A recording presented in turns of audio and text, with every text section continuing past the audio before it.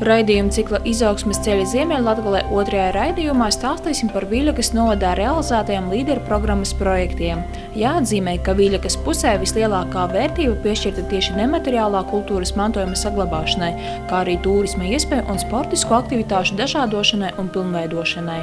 Vispirms dodamies uz Viļakas Vissvētākās Jēzus Sirds Romas katoļu baznīcu. Trīsdaļīgā krāšņā loga vitrāža dienvidu jomā pie altāra rekonstruēta projekta Gotikas roze Viļakas Sirds Romas katoļu baznīcas vitrāžu restaurācija ietveros. Kāpēc izvēlēts nosaukums Gotikas roze? Jo tas ir skanīgs, skaists un izraisa interesi. Lai slavēts Jēzus Kristus. Protams, šie jaunie logi ir, bez salīdzinājumā skaistākie. Un es domāju, ka kad vienmēr būvēja baznīcās, tad visi elementi bija tādi skaisti. Tāpēc, ka skaistums mums palīdz satikties ar Dievu, bet tāds skaistums, kas iziet no lūkšanas. Ja mēs paskatītos uz baznīcu no ārpuses, mūri drusciņi varbūt tādi iznīcināti, logi, pelēki, bet ja mēs ietu baznīcām, redzam baznīcas skaistumu un redzam arī šo gaismu, kas pāriet caur šiem logiem, caur šiem vitrāžām, kāpēc ir šis skaistums. Tāpēc, ka baznīcā ir vissvētākais sakraments. Tas nozīmē, ka baznīcā dzīvo, mājo pats Dievs, Jēzus Kristus. Un vienmēr, tā kā es teicu jau sākumā, kad būvēja baznīcu, būvēja šo ēku kā Dieva namu. Es domāju, ka ar laiku visi elementi baznīcā tiks atjaunoti, bet ne tikai tāpēc, lai tiktu atjaunoti, lai būtu skaisti, bet lai visiem palīdzētu arī nākamajām paudzēm lūgties. Tas nozīmē runāt ar Dievu, tas satikties ar Dievu, atjaunot savu garīgo dzīvi. Krāšņās ir daļas tik tiešām tur, kur apalās rozetes ir, bet, teiksim, tī pārējā daļa jau gauži vienkāršā un samērā tāda arī piticīga, teiksim, priekš katoļu baznīcas. Bet tādas jau ir bijušas projekti, tas ir planētas. Tī ir viena no skaistākām Latvijas katoļu baznīcām, Viļakas baznīca. Un nebūtu krāks viņu saukt ne par rūzi, ne par gotikas rūzi. Turpinām aplūkot katoļiem raksturīgās kultūrvēsturiskās tradīcijas un ieskatīsimies, kā aizrit mirušo piemiņas saglabāšana un nodošana nākamajām paudzēm trīs kapsētās. Kā uzsver Bukuzelču kapu vecākā Skaidrīte Krakope, mirušo piemiņa ir jāciena, apmeklējot gan kapu svētkus, gan svecīšu vakarus, gan ar lūkšanām kapličā. Bukuzelču kapsētā tika realizēts projekts Bukuzelču kapu kapličas celtniecība. Kapliča mums sanāca ļoti skaista. Projektojas bija Vilhelms Pužulis no Bolvim. Jo itei kapliča, es domāju, ka rajonā nevienam nav tik skaistas, ko dar mūsim. Un tad mūsim palīdzi īkortot prāves Sergejs Ivanovs, ļoti daudz zīdova kapličai tīši īkortošana, jo iekšē ir īkortota ko maza baznīciņa, gan ar kristaceļu, ar altārīti un kopsvētkos arī notiek svētos mises. Jā, uz zvanu mūsim uzdeva no suitu prāves Sandris Vasilevskis. Tas ir mūsu kultūra vēstures montojums. Te ir mirušūs piemiņa, kura ir ļoti svāta un dārga katram mūsu pilsoņam. Un tāpēc arī te ir kaut kur varbūt pat sirdslīta. Kapličas izbūve guvusi arī vietējo iedzīvotāju un ciemiņu atzinību.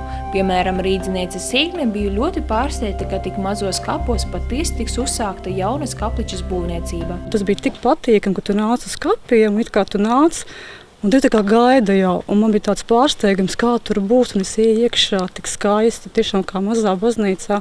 Un tā kā man ir tie 10 cilvēki, kas ir jāapkop, un pēc tā darba, tur iet iekšā un palūgties, un tas ir tik patīkami. Un arī tas, kad ir kapu svētki, tas, ka priesteris runā arī tā kā no baznīcas. Viņa ir lepna, ka latgalieši uztur savas tradīcijas un nekautrējas tās mācīt arī pilnīgi svešiem cilvēkiem. Un es tagad kopu savus kapus, atbrauc viena sieviete ar riteni, noliek riteni nāk pie manīm un saka, meitiņa, tev pietiek strādāt, nāc man līdzi dziedāt. Es viņai saku, es esmu no Rīgas, es nemāku latgaliski. Tas nekas man vajag, kas man blakus sēž un man palīdz, saku labi. Un tā mēs divi tā sēdējām, dziedājām, un tā var teikt, tā sieviete man ievadīja šajā brīnišķīgajā tradīcijā kapu svētkos dziedāt un arī izveda mirušo arī dziedāt. Rīgā tas tā nav. Rīgā patiešām kapliča, tā ir kapliča. Tu ieji, tur vienkārši galds un noliek to zārku un, teiksim, ja piederīgie paši no sevis, tad jā, bet tā tur nav tā kā šeit. Savukārt projekta Plešavas kapu labiekārtošana rezultātā Plešavas kapos ir uzstādīts jauns žogs, veikta kapličas jumta nomaiņa un tam izveidota piebūve. Tā kā kapliča celta pirms vairāk nekā 35 gadiem, tai patiesi bija nepieciešams kapitāla remonts. Žogs viss jau bija sabrukts, viss to žogu vajadzēja vortus, i kapliču atjaunotāji vajadzēja priekšiņu, i reizes iekšā grīstu nomainējam. Gribas jau palūgt piederīgajiem visiem, ka tomēr atnāk apkūpt savus kapiņus, lai atrod laiku arī blokus kapiņa nūraut kodu nazolī. Un kaut ko izdarīt arī vairāk, jo parasti pieraduši to, kad ir kopu vecākīs un viņš arī izdarīs. Bet ļoti priecotos, ja kāds atbrauktu un tiešām sakūptu kaut ko, vai izmazgotu kādu kapliču, vai to pašu labierīcības, kas ir pie kopiem. Tas būtu brēnišķīgi. Bet Gusakovas kapsētā projekta Gusakovas kapsētas teritorijas labiekārtošana ietveros vecais 160 metrus garais metāla žogs nomainīts pret jaunu. Lai žogs kalpotu vismaz 50 gadus, visi stabi tika iebetonēti. Es ieraudzīju šeit baismīgu skatu, jo blakus dzīvoja zemnieks, kuram bija liels aitu ganāmpulks, un nejauši aitas bija tikušas uz kapiem. Kapu puķītes visas bija noēstas, piederīgie zinu, ka raudāja un sūdzējās. Un, protams, tad es sapratu, ka ir kaut kas jādara, jo pozis bija ļoti liels. Un es domāju, ka arī mirušās dvēselītes priecājas, ka viņas ir sakoptas, skaisti kapsētā, un ka viņus tagad viņu mūžīgo mieru netraucēs vairs. Savukārt Viļakas kultūras un radošo industriju centrā projekta mobilās izstāžu iekārtas iegāda Viļakas novadam laikā uzstādītas 2 stikla vitrīnes un 5 stendi. Aprīkojums ir moderns, ērti pārveidojams un pārvietojams. Stendos no abām pusēm iespējams izveidot gleznas, fotogrāfijas vai planšetes, kuru augstumu var regulēt, kā arī aprīkojumam ir apgaismojums. Tādā veidā iekārtas izmanto izstāžu zāles visā Eiropā. Bet biedrība Upītes jauniešu folkloras kopē realizējusi pat 4 projektus. Viens no tiem ir skaņu aparatūras komplekta iegāde. Jaunā skaņu pults, mikrofoni un skaļruni ir kompakti, mobili un viegli pārvietojami.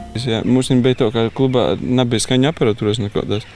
Mēs uztaisījām skaņu aparatūras, tur ir pasākumi, mums var notiek skaļāki, jo varam taisīt pasākumus. Kvalitatīvāki arī, ne tikai skaļāki, bet arī kvalitatīvāki. Lai novērstu antisanitāros apstākļus Upītes tautas namā, līderu finansējumu tika iesniegts projekts sanitārā mezgla izveide pasākuma apmeklētājiem, kura rezultātā tika ierīkots ūdensvads un kanalizācijas sistēma. Upītes tautas namam, kultūra vēstures muzejam un bibliotēkai problēma sagādāja arī tekošs jumts. Tāpēc tika veikts projekts Upītes kultūra vēstures muzeja jumta nomaiņa, un jumts 705 kvadrātmetru platībā ieguva jaunu segumu. Mums ir jumts jauns, tāpēc, ka vecīs bija jau 53 gadi vecs. To 53 gadi. Šifera jumts daudzos vītos tecījā, ik pa laikam labojam, vīnu salaboja nokšā tak. Jumts galvenokārt bija vajadzīgs tāpēc, ka otrajā stāvā mums ir ļoti liela bieniņu telpās. Ir domāts to, ka mēs tī paplašanosimies. Muzejā, protams, ir kroituvi, te priekšmeti, lai nesabūjotu, jo ir priekšmeti arī, kas, teiksim, tāda papēra tieši formāta, un ka piekšņi soks jumts teciet, tī, kur mūsim glabājās papēri, tas, saka, daudzas lītas, ko varētu izpūstiet. Tomēr būtiskākais Upītes folkloras kopas iegums ir 10 puišu un 10 meitiņu tautu tērpu komplekti. Kā stāsta Andris un Ligita, krāsu spektrs raksturīgs tieši šķilbēnu pusē, kā arī, lai apģērbs pēc iespējas vairāk līdzinātos senajiem Ziemeļlatgales tērpiem, kopi iepazinās ar Valsts vēstures muzeja etnogrāfijas un arheoloģijas nodaļas informāciju. Mums nav ko devu kolekti, jo mums ir vienodi. Mums katram ir, vienīgi to, ka puišīm ir vienodas tos te jakas. Pinģeki. Baltās. Poreiz uzsver ar kādu knifiņu atšķirīgs ir namts no Ziemeļlatgales. Aptver nav Škilbanu pagastu, bet uz Ziemeļlatgales tierpu izvēle brunču. Mums ir vairāki veidi rūtaini, un tieši Škilbanu pagasts ir vislabāk pārstāvēts, jo gan citur ir sveitraini vairāk Ziemeļlatgalē, pie mums ir vairāk rūtaini ir. Puišiem bikses dažādi, nav usim vīnodas, usim ir vulnas bikses, bet ar dažādu zīmējumu virsā. Ir rūtainas arī. Un tito te kraklu, Arī man likās, mēs vīni no pirmajām tā sākam nosot. Jo izrādās Ziemeļlatgalē nelika biksēs kraklī, te nosēja. Vēstē mums arī ļoti svarīga tautārpa sastāvdaļa ir, ja sacīsim, gan siltumu dot viens ir, bet otrs to, ko mēs ne tikai dzīdam, bet arī dancējam. Patīsībā dancējot estētiskāk izaveros, ka tev lokāts ir plecūs, tev izdot siltumu un arī šmuki, arī citreiz meitenēs jau saka, arī to sacīsim, ir kur rūkas likt, ir kur pīzaturētīs, bet patīsībā tāpat kā puišīm, mēs domājam, ka napīteik tikai mūsim ar tādu vasarasmu, bet ir vajadzīgs arī tāds zīmes variants.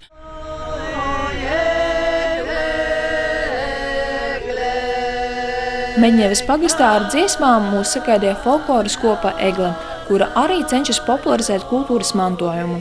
Tā kā Meņevas pagasts ir viens no vislatviskākajiem Latgales pierobežas pagastiem, folkloras kopa Egle projekta taututērpu piegāde folkloras kopai Egle gaitā savā īpašumā ieguvusi 14 sieviešu un 5 vīriešu arheoloģiskos taututērpus zilā Latgales krāsā.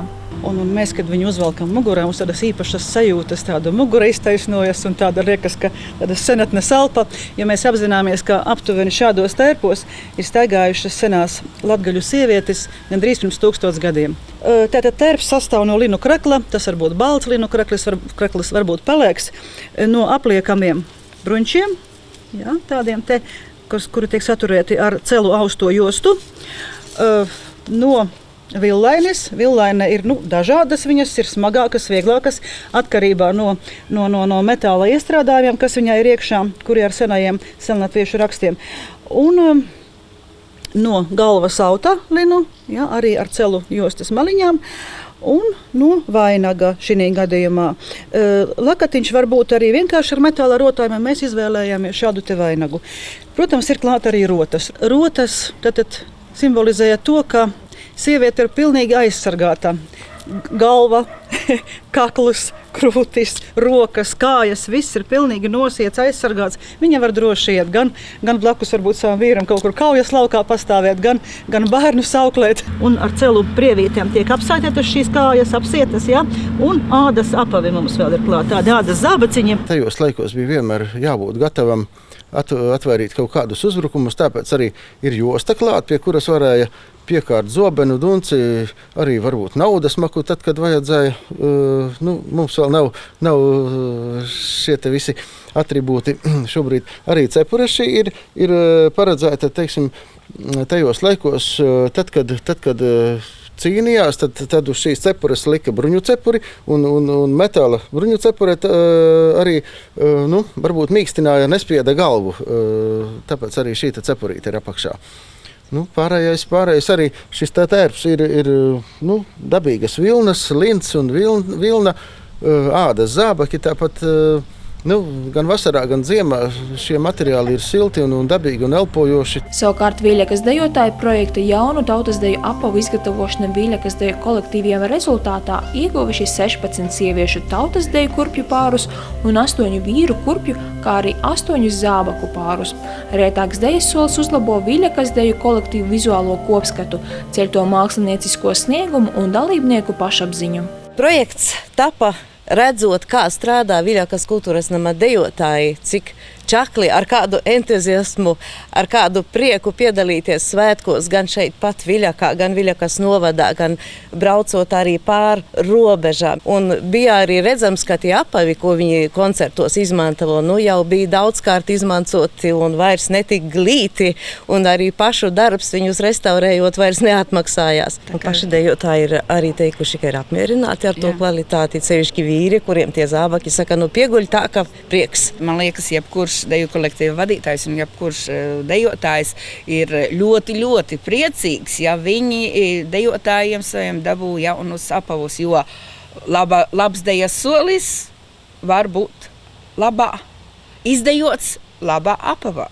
Šie apavi ir īpaši ar to, ka viņi ir roku darbs un ļoti kvalitatīva āda gan sieviešu kurpēm, gan vīru kurpēm un vīru zābakiem. Arī dabas parkā Balkanu kalna redzam 4 projektu rezultātus. Piemēram, projekta aktīvās atpūtas un brīvā laika pavadīšanas iespēja dažādošana laukos laikā tika papildināts sporta aprīkojums un tehniskais nodrošinājums vasaras un ziemas sezonai. Respektīvi nomas punktā pieejami 20 jauni slēpju komplekti un zābeki, kā arī 10 kalnu velosipēdi un ķiveres. Tā kā apkārtējā vide ir kalnaina, tika izvēlēti izturīgi, viegli pārslēdzami un amortizējoši velosipēdi. Projekta mērķis bija tāds, lai popularizētu veselīgu dzīvesveidu, jo daudzi jau ir tādi veselīga dzīvesveida pīkritēji, un ka mūsu pienākums bija pīdovotiem. Un vēl parkā, kurā mēs atcerūdamies, jau ir sagatavota sliepošanas trase, un nav visiem cilvēkiem ir sliepes. Zīmā sliepes ir tikai skolāniem vai arī tādiem jau interesantiem. Lai distanču slēpošanas trasē varētu slēpot arī diennakts tumšajā laikā, projekta ietvaros sporta un brīvā laika infrastruktūras attīstības Čilbēnu pagastā trasē tika ierīkots apgaismojums, aptuveni 10 lampas 1,5 kilometra garumā. Tad, kad sākam Rekavā atjaunot slēpošanu, viņa jau šeit pie mums ir dzimusi sen. Bet vienu brīdi bija tāds kā pārtraukums. Pirmsākumi bija smagi, kamēr visu izveidojam. Bet pēc tam esam aizgājuši arī tik tālu, ka mēs 1,5 kilometru esam apgaismojuši. Bez šaubām iniciatori tam visam bija tie slēpotāji, kuri ziemas laikā pēc darba nevarēja paslēpot. Jo, teiksim, ziema 5 jau ir tumšs. Bet projekts aktīvās atpūtas pakalpojumu pilnveidošanai ļāva dabas parkā Balkanu kalni uzstādīt koka namiņu sporta un atpūtas inventāra kvalitatīvai uzglabāšanai un nomas pakalpojumu pieejamības sekmēšanai. Koka namiņš ar terasi un 3 atsevišķām istabām kalpo kā noliktava un informācijas centrs. Mūjiņa koka namiņš, te ko noliktava kalpoja un arī ko informācijas centrs. Tas bija nepieciešams dēļ to, ka gan velosipēdus, gan sliepas vajadzēja kaut kur nolikt. Mojā galvenajā, to, ko mēs iznomojam arī turistiem, tas nebija iespējams, jo mums dublējos gan turistu uzņemšana un dažādu visu, gan arī inventāra novītošana. Un dēļ to mums vienkārši bija nepieciešams šis namiņš. Lai augstajos ziemas vakaros turisti varētu baudīt siltumu un labsajūtu, tika iesniegts projekts turisma piedāvājuma uzlabošanas dabas parkā Balkanu kalni un ierīkota siltuma trase. Jāatzīmē, ka Katlumā ļoti labi iekļaujas dabas parka ainavā. Un tagad mēs esam uzbūvējuši Katlumoju un ierīkojuši centrālo apkuri. Un tagad mēs varam strodot ne tikai vasarā, kad ir siltīs laiks, bet arī rudenī, zīmā un pavasarī. Un varam piedāvāt turistiem un visiem interesantiem arī nakšņošanās iespējas, tad, kad ir solts un arī pēc kāda pasaukuma. Mums ir 14 gultas vietas un vēl 6 papildu vietas.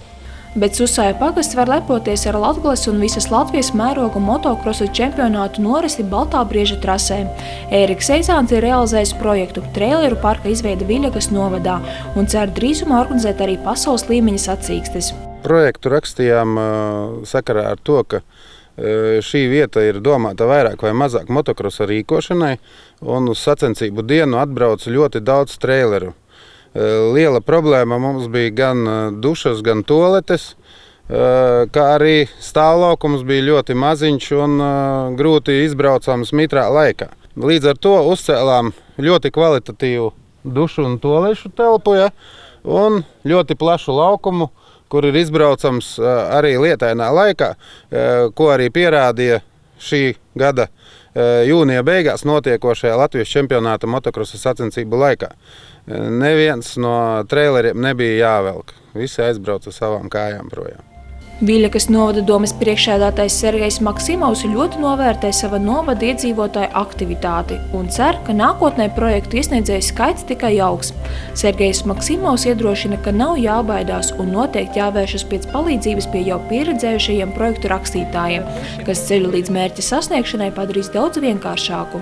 Un uzskatu, ka šī projekti ir jāturpina, un tagad ir ļoti liela pieredze gan Viļakas novada iedzīvotājiem, un domāju, ka visai Latvijai un Latgalei, un mēs nepacietību gaidām jaunus šo programmas turpinājumu, un cilvēki realizēt šo mazu projektu, viņam rūdās pieredze un interesi izasaistīt daudz lielāku projektu, jo varu tikai pasludināt Zemkopības ministriju, kas šajā plānošanas periodā, kas ir aizvadīts, ir atradusi izspēju šīs programmas, visas savas programmas realizēt no to, kā jebkurš pat fiziska persona, cilvēks, maza saimniecība vai pat viens indivīds var izsniegt projektu, un tāpat arī uzņēmums vai sija, kas ir miljonu apgrūzījumi, arī var dabūt finansējumu. Man pat nav protā, kuram ir līgta izspēja, un kurš būt gana slinkam vai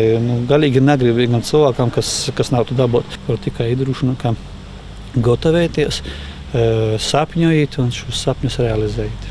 Jā, līderu projekti man personīgi ļoti patīk, dēļ to, kam tas ir te pati forma un tas ir pieteikuši vienkārši, ja uzrakstījis vienu projektu, tad nokušīs nav nekods, to jau saka, šķierslis. Ceram, ka šo 15 projektu iesniedzēju un realizētāji ir iedvesmojuši arī jūs darboties un piepildīt savus sapņus. Nākamajā raidījumā dosimies ciemos pie līderu programmas atbalstītājiem Rugāju novadā.